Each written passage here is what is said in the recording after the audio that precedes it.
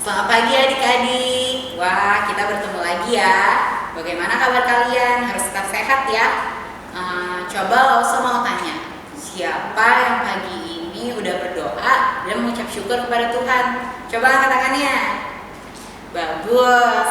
Langsung yakin anak-anak semua pasti rajin berdoa ya dan mengucap syukur pada Tuhan. Karena kita harus rajin berdoa dan mengucap syukur. Kita bisa hidup hari ini, kita bisa nafas hari ini. Coba tarik nafasnya dalam-dalam, buang coba. Nah, itu juga salah satu dari kasih Tuhan kepada kita.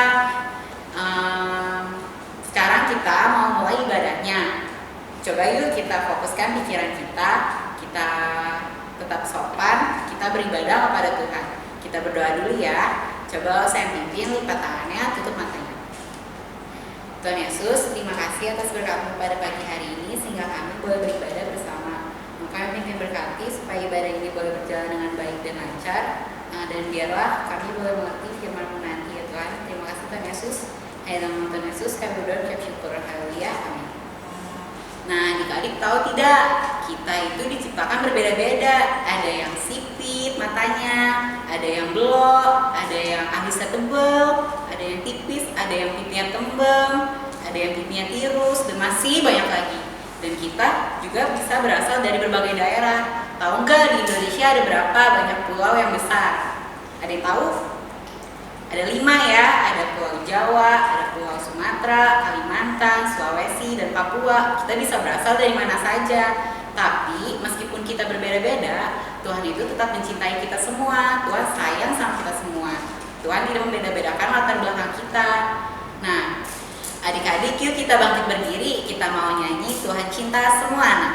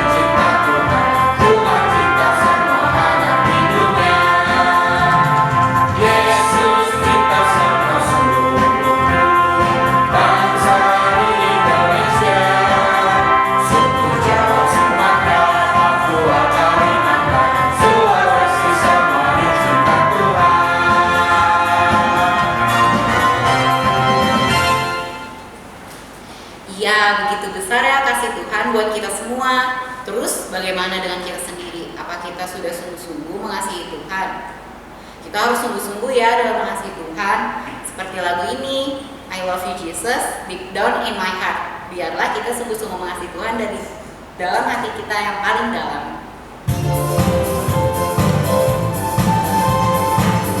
Bangkit berdiri ya, pakai gerakannya.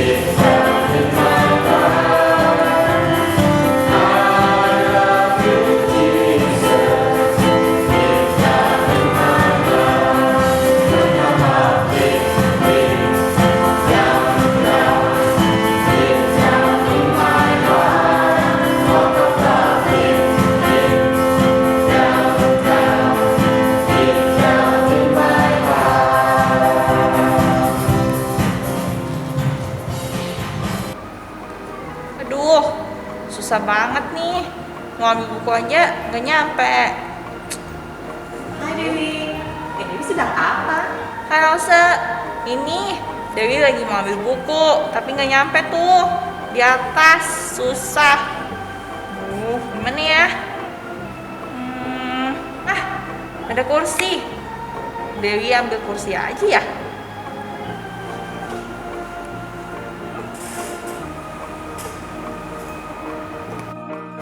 Yeay, akhirnya Dewi dapat bukunya juga. Wah, akhirnya Dewi bisa juga ya ambil bukunya. Iya, Ustaz. Awalnya susah. Ini karena tubuh Dewi kecil dan pendek. Enggak apa-apa, kan Dewi masih anak-anak. Tapi ada loh waktu zaman Tuhan Yesus itu orang dewasa, tapi tubuhnya pendek, kecil. Hah? Siapa, Ustaz? Dewi mau tahu? Adik-adik di rumah juga mau tahu? Kalau gitu dengar firman Tuhan ya. Tapi sebelumnya doa dulu ya Dewi. Ikutin Masa boleh ya? Iya. Tuhan Yesus, Terima kasih karena Tuhan begitu baik pada kami, memberkati kami hingga saat ini. Sekarang kami mau mendengarkan firman Tuhan. Berkati agar kami mendengarkan dengan baik. Terima kasih Tuhan. Hanya di dalam nama Tuhan Yesus kami berdoa dan mengucap syukur. Amin.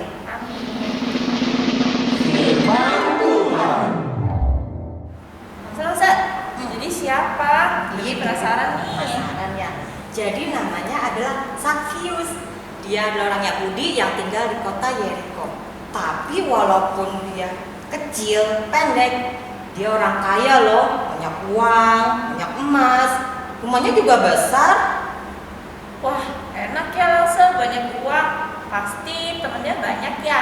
Justru itu, walaupun dia orang kaya, tapi dia tidak disukai oleh teman-temannya, tidak disukai oleh orang Yahudi. Karena saat itu, Kenapa Elsa? iya, karena dia bekerja sama orang Romawi yang saat itu menjajah orang Yahudi. Pekerjaannya adalah pemungut cukai. Hah? Pemungut cukai? Di dapur mamanya Dewi juga ada tuh cukai. Itu cuka Dewi, bukan cukai. Cuka bahan makanan, ini cukai. Jadi setiap orang ada di situ harus membayar pajak, bisa berupa uang ataupun barang berharga lainnya. Nanti uangnya itu hasilnya akan diserahkan kepada orang Romawi. Lalu Zakhius dapat upah yang besar dari hasil itu. Makanya dia jadi orang kaya tapi tidak disukai. Oh, begitu. Pada suatu hari Zakhius mendengar kalau Tuhan Yesus datang ke kota Yeriko loh. Zakhius tahu siapa Tuhan Yesus melalui khotbah-khotbahnya ataupun mukjizat-mukjizat yang diciptakan banyak orang. Tapi Zakhius pengen tahu secara langsung rupa Tuhan Yesus itu seperti apa. Nah, dia melihat banyak orang ngomong sesuatu, pasti itu Tuhan Yesus ya. Dia mencoba untuk mendekat, mau menerobos, nggak bisa. Dia mau lompat-lompat juga, nggak sampai. Karena apa? Karena badan dia pendek, kecil. Terus gimana caranya dia bisa ketemu Yesus langsung? Nah, dia lihat sekelilingnya ada pohon besar. Nah, dia samperin pohon itu, dia berusaha untuk dia panjat pohon ara hendak melihat Yesus. Dia panjat pohon itu sama seperti waktu Dewi mengambil buku di lemari di atas. Tarik apa? Kursi kan? Nah, si Zakhius ini menggunakan pohon. Dewi pernah panjat pohon? Adik-adik di rumah pernah panjat pohon? Belum pernah Elsa, tapi kayaknya susah deh. Iya, nggak mudah loh panjat pohon. Ya, pasti butuh keberanian, butuh kuat juga bisa naiknya sampai di atas. Akhirnya dia karena niat demi melihat Tuhan Yesus, dia sampai di atas. Dan Yesus tahu nggak? Yesus tahu. Tuhan Yesus pandang pohon itu, katanya, "Hai Zakhius, turunlah, ku mau numpang di rumahmu." Zakhius ini senang, sukacita, dan akhirnya dia turun dan dia membawa Tuhan Yesus ke rumahnya. Berjalan-jalan ke rumahnya, sampai di rumahnya, kok mau ya orang itu, si Yesus itu kok diajak ke rumah si Sakyus, orang yang berdosa itu. Banyak orang yang bisik-bisik, ih kan dia orang yang berdosa, kok boleh sih, kok mau sih. Lalu Sakyus bilang, Tuhan, setengah dari milikku akan kuberikan kepada orang miskin, dan orang yang sudah kuperas, jika ada orang yang kuperas, dia akan kuberikan 4 kali lipatnya. Kalau 5.000 misalnya, 4 kali lipatnya berapa? Sakyus ngambil 5.000, terus 4 kali lipatnya berapa, Dewi? 20.000. Wah, banyak nggak? 5.000 dengan 20.000, banyak kan? Bedanya kan? Ya, di sini Sakyus bertobat, terjadi keselamatan di rumah Sakyus karena Tuhan Yesus datang untuk menyelamatkan, mencari orang yang hilang. Sejak perjumpaannya Sakyus dengan Tuhan Yesus, Sakyus mengalami perubahan dalam hidupnya. Tidak melihat latar belakangnya si Sakyus, entah dia berbuat dosa ataupun dia kesalahan. Dewi pernah melakukan kesalahan? Pernah sih, Lause. Waktu itu Dewi nggak sengaja pecahin piring mama di rumah, terus Dewi nggak bilang-bilang. Dewi minta maaf nggak? Dewi sudah minta maaf sama mama ataupun sama Tuhan belum? Nah itu adik-adik, kita, Tuhan Yesus itu datang kepada kita orang yang berdosa, masuk Sakyus, Lause, Dewi, adik-adik yang di rumah, dan juga semuanya.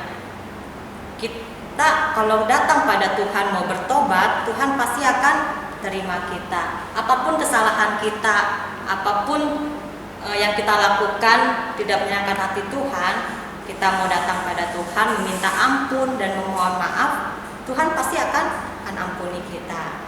Ya, itu Dewi ya. Nanti Dewi minta maaf sama mama, lalu langsung berdoa sama Tuhan juga. Ya.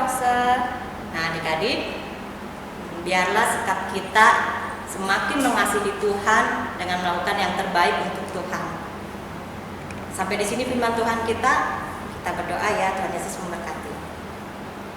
Tuhan Yesus yang baik, terima kasih untuk kesempatan kami mendengarkan firman Tuhan yang mengingatkan kami, karena Tuhan begitu baik pada kami. Tuhan, ampuni kami Tuhan jika banyak sekali kesalahan yang kami lakukan membuat Tuhan sedih. Tuhan, biarlah setiap hari kami mau diperbarui dengan melakukan sesuatu yang menyenangkan hati Tuhan. Terima kasih Tuhan, Kau pakai terus kami menjadi anak-anak-Mu yang baik dan benar. Hanya di dalam nama Tuhan Yesus kami mengucap syukur dan berdoa. Amin.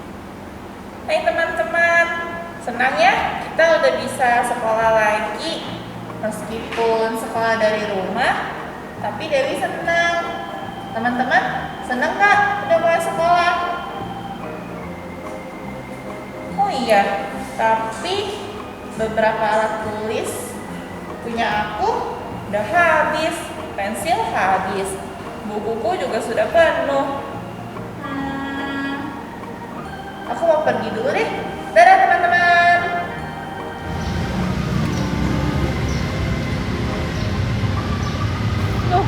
Loh, kok ada John?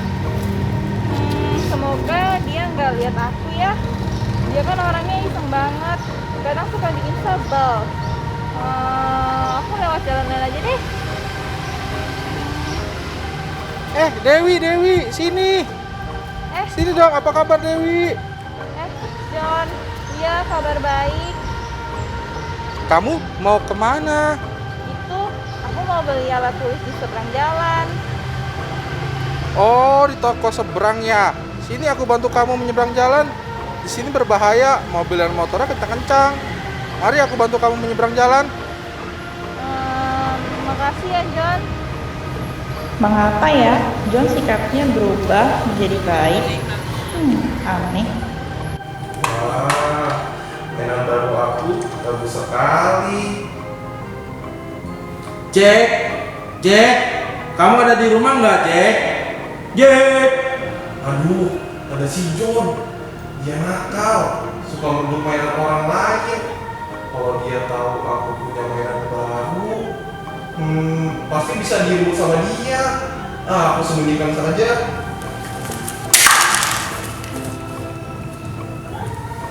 Jack, kamu kok dipanggil nggak jawab sih? Iya John, aku nggak dengar. Kok kamu kesini? Tumben. Iya, aku mau mengembalikan mainan kamu nih, yang ini nih. Yang ini nih. Terus, satu lagi nih, ini yang ini. Terus, satu lagi, tapi ini, nih yang ini nih. Maaf ya, aku mengambilnya dulu. Ini aku kembalikan. Sekali lagi, aku minta maaf ya.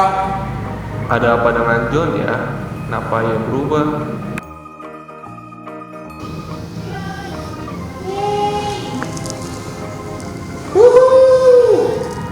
Cek, apakah kamu bertemu dengan John? Dia udah buka loh. Dia jadi anak yang baik. Kemarin aku ditolongnya nyebrang jalan. Betul Dewi, kok sama ya? Kemarin John datang ke rumah aku. Dia mengembalikan semua mainanku yang pernah diambil. Ada apa ya dengan John ya? Hai teman-teman, aku boleh ikut bermain nggak dengan kalian? Boleh John, sini. Boleh kok John, ayo kita bermain bersama. John, aku boleh nanya nggak? Mau nanya apa? Itu loh, kamu kok sekarang berubah ya? Iya, kamu berubah John. Kamu jadi tidak nakal kamu. Iya teman-teman, aku minta maaf ya. Dulu aku nakal dan sering menyakiti kalian. Sejak aku jumpa Tuhan Yesus, aku mau berubah hidupku kini untuk menyenangkan Tuhan. Oh begitu, senangnya kita semua mau menyenangkan hati Tuhan juga.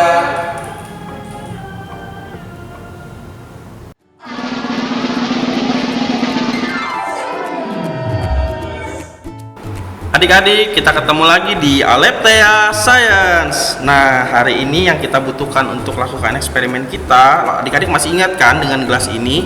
Gelas ini adik-adik dapatkan waktu kita seal kemarin. Kita butuh gelas ini. Kita juga butuh ini betadine ya, adik-adik. Lause sudah bagikan ke rumah kalian masing-masing. Kemudian juga vitamin C. Nah, ini adik-adik juga sudah dapatkan. Kemudian kita butuh tisu dan sedotan ya. Ini adik-adik bisa ganti dengan batang apapun untuk mengaduk nanti. Tisu untuk kita bersih-bersih ya. Nah, ini adalah bahan-bahan yang kita butuhkan. Nah, adik-adik, kita mau mulai eksperimen kita. Tapi Lause kasih beberapa pengumuman dulu ya. Ada peraturannya waktu kita melakukan eksperimen ini. Yang pertama, jangan lakukan eksperimen ini di dalam rumah. Kalau adik-adik bisa, sebaiknya di teras rumah gitu ya, supaya kalau kita nanti berantakan, rumahnya nggak ikut kotor. Nah, yang kedua, kalau adik-adik ketemu kesulitan, minta tolong papa atau mama ya, minta tolong orang tua kalian. Misalnya sulit membukanya, keras, butuh digunting gitu. Hati-hati dengan benda tajam ya. Kemudian yang ketiga, jangan lakukan eksperimen ini dekat pakaian misalnya, atau dekat dengan kain, dekat dengan sofa. Jadi supaya tidak mengotori benda-benda lain. Yang keempat, selalu bersihkan kembali alat-alat yang sudah kita gunakan, karena kita akan menggunakan bahan-bahan yang kimia yang berwarna. Nah, supaya bahan-bahan ini tidak mengotori, kita bersihkan alat-alat yang kita gunakan. Oke, kita mulai. Nah, adik-adik tadi sudah pegang kembali ya gelas yang waktu itu kita gunakan. Ini kita isi ini dengan air. Tidak perlu sampai luber, tapi cukup banyak ya diisinya. Nah, kira-kira seperti ini.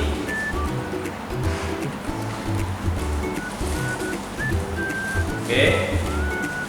Kemudian ini betadin yang tadi kita sudah siapkan. Kita buka ya. Nah, tutupnya ini agak keras, jadi adik-adik bisa minta tolong papa atau mama potong, bisa pakai gunting besar atau pakai cutter. Nah, siap-siap ya, kita tuangkan ke air ini. Kira-kira apa yang akan terjadi kalau Lause tuangkan betadin ini ke air yang bening, yang bersih ini ya? Coba ya, 1 tetes. Wah, warnanya sudah mulai berubah.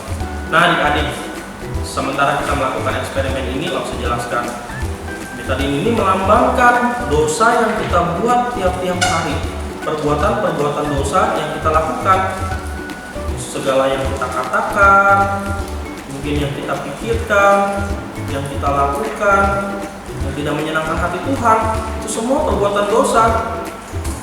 Lihat betapa dosa ini mengotori ya, mencemari kehidupan kita. Ilustrasinya seperti betadin ini yang mengotori, mencemari air yang ada di dalam gelas, sehingga kita hampir-hampir tidak bisa melihat lagi bahwa air ini jernih dan bersih. Ya, kita gunakan sedotan ini untuk mengaduk. Nah, adik-adik masih bisa lihat apakah ini air yang jernih, yang bersih? Tidak. Air ini begitu keruh, ya. Warnanya apa ini? Coklat atau merah ya? Kotor sekali.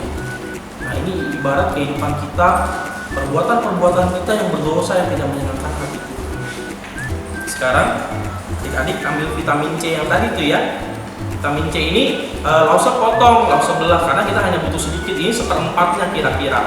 Yang setengahnya lagi adik-adik bisa pakai untuk eksperimen berikutnya, atau adik-adik boleh makan. Ini kan vitamin C ya, tapi jangan dicampur betadin makannya ya. Nah, ini lihat ya apa yang akan terjadi. Langsung masukkan vitamin C ini ke dalam air yang tadi kotor tercampur dengan cair. Wah, kok nggak berubah Lause? Nah, sebentar ya, coba ya. Terus kita aduk, kita aduk, kita aduk, kita aduk terus.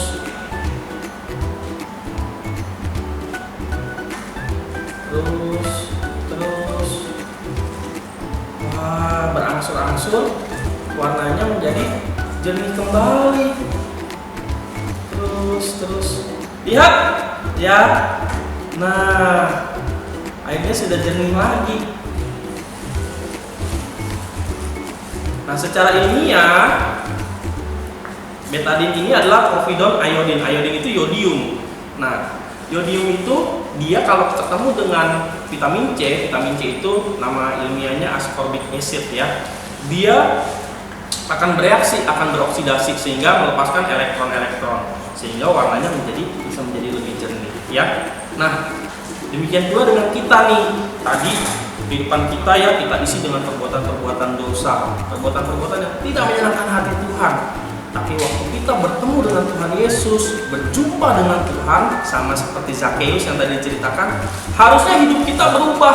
Harusnya kita tidak boleh lagi hidup di dalam dosa. Harusnya kita tidak lagi suka melakukan perbuatan dosa, tetapi kita mau berubah. Kita mau menyenangkan hati Tuhan. Gitu. Nah, demikian eksperimen Aletheia pada minggu ini. Sampai ketemu adik-adik.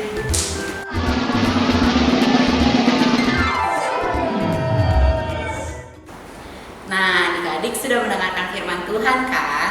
Seperti firman Tuhan tadi, Zakheus aja bisa diubahkan. Tentunya kita juga bisa kalau kita mau menerima Tuhan dengan sungguh-sungguh. Nah, seperti lagu ini adik-adik, ayo kita bangkit berdiri. Tapi cari teman ya, atau kakak adiknya, atau orang tuanya. Kita mau berpasangan nyanyinya. Kita nyanyi lagu Sejak Ku Kenal Yesus.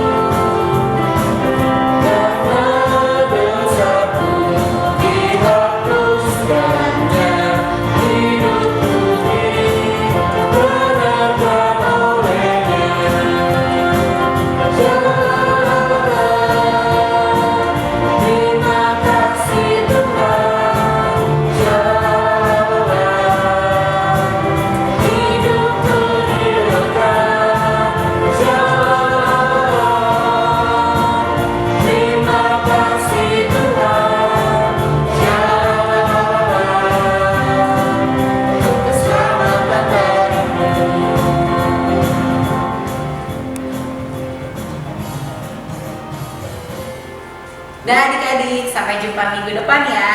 Jangan lupa tetap senyum.